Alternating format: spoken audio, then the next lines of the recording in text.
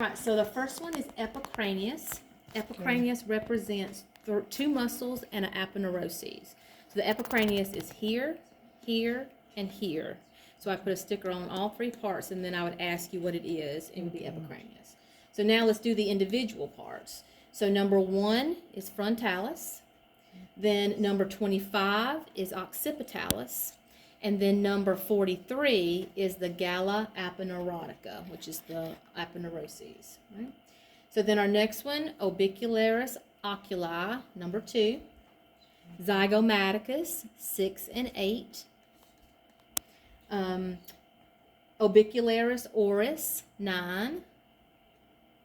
Masseter, 15.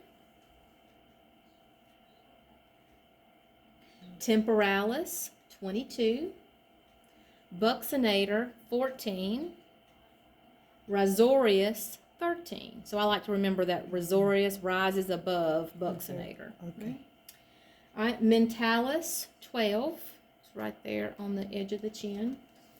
All right, so now ear. So remember temporalis. So we have in front of the ear, 23, which is anterior auricular.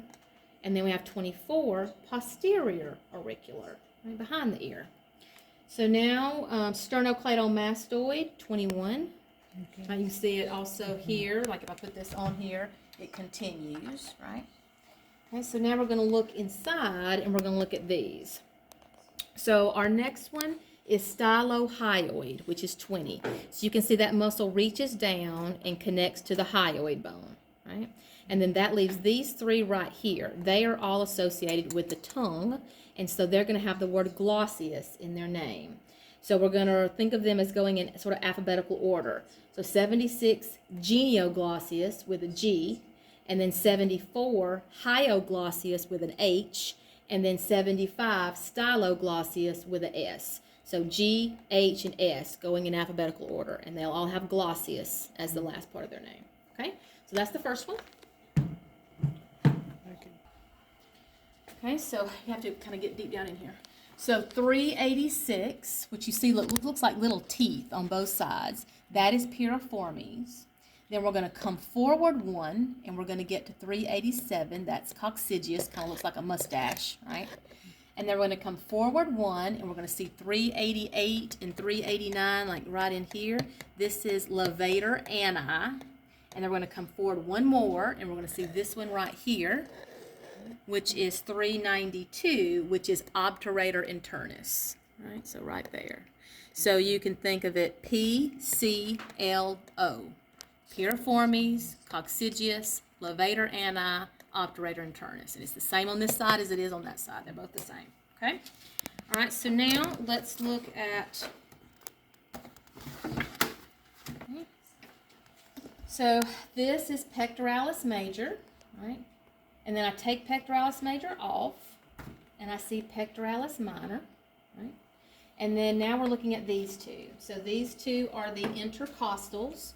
So 256 is the internal intercostal, and you can see that the muscle is running in this direction, like that.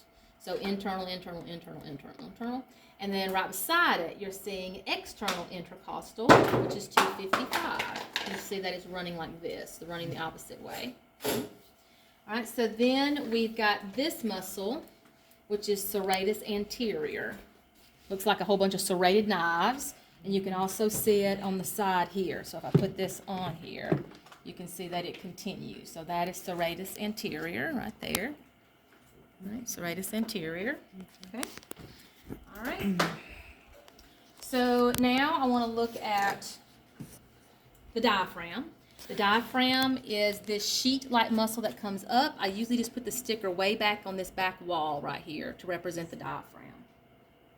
All right? Okay, so now let's look at this part. I'm going to see if I can put him on here so he will stay. Whether I can or not is anybody's guess. Back there. Okay, so now we're going to... That's not good.